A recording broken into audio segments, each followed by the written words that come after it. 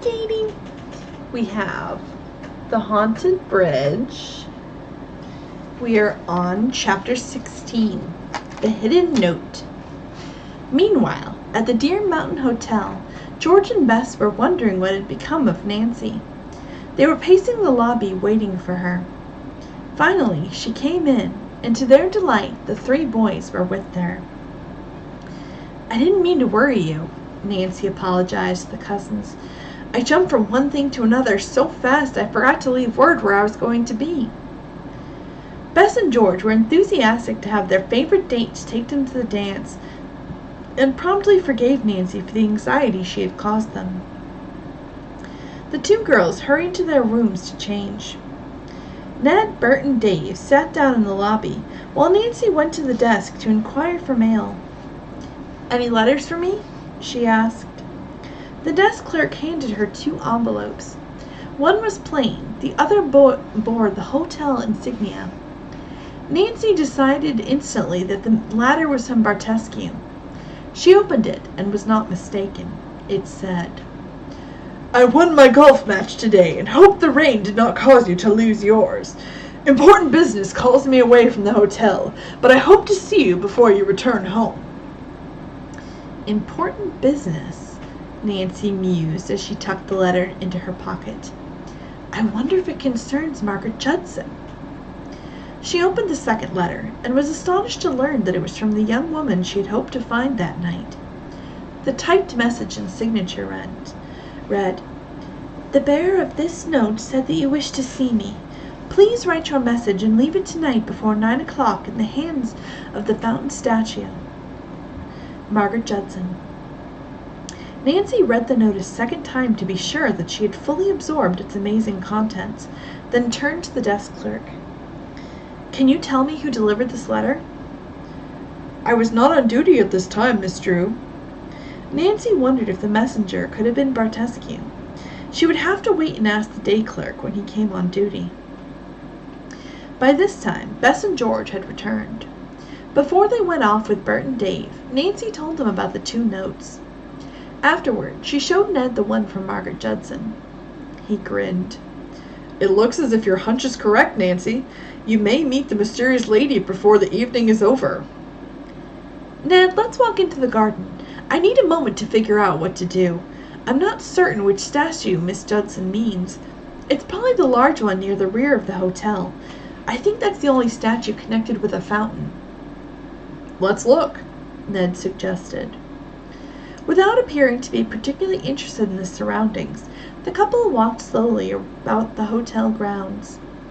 Finally, they stopped at the fountain, pretending to watch the goldfish in its basin. "I've decided to leave a blank sheet of paper here, Ned. I would write a note, but I'm a little suspicious that Margaret Judson didn't send me the letter." "You think it's a forgery?" "It could be. I'd like to compare Miss Judson's signature with the one on Mr. Haley's photograph, but I won't have time now to go back to the cabin." Ned looked at his watch. "No, I guess you won't. It's almost 9 o'clock. "We must work quickly. Wait here, Ned, please." Nancy ran back into the hotel, but soon reappeared with a folded paper in her hand. The couple sat down on a nearby bench and waited until the grounds were deserted. Then Ned leaned across the stone basin of the fountain and placed the sheet of paper in the upraised hand of the marble statue. "Now we'll act as if we're returning to the hotel," Nancy whispered. "Later," said Ned, "we can sneak back here to see if anyone comes for the message." They retraced their steps to the hotel, walked through the lobby, and left by a side door. Selecting a bench which was screened from the fountain by huge bushes, they stationed themselves to wait. 9 o'clock came, and no one appeared to take the message. An hour later, a couple strolled past the fountain, but did not reach for the note. "I'm beginning to think my paper will never be claimed," Nancy said with a sigh. "Ned, will you do me another favor?" "You know I will." "This may sound silly, but I'd like you to drive me to the vicinity of Hemlock Hall." Nancy was convinced by this time that Margaret Judson was not coming to the Deer Mountain Hotel. She suspected that the mysterious note had been written by Bartescu. Haven't you searched for Miss Judson at Hemlock Hall before? Ned asked Nancy as the two rode along. Yes, but tonight I have a new idea. Maybe Margaret Judson has rented a home near the hotel, but she comes to Hemlock Hall once in a while. I want to interview various real estate agents. But their offices will be closed, Nancy. I know, but we'll call at their homes. Oh, Ned, I must find Margaret Judson tonight. Nancy set out with high hopes of calling on every real estate agent in the small city of Crofton. As they tried one man after another, she learned nothing. Finally, Nancy interviewed John Spencer, the last agent on her list. Why, yes, he replied. I rented a furnished house only this morning to a Miss Judson, but I can't recall her first name. When Nancy convinced him that the matter was of vital importance, the realtor obligingly agreed to accompany the couple to his office. He and Nancy went inside.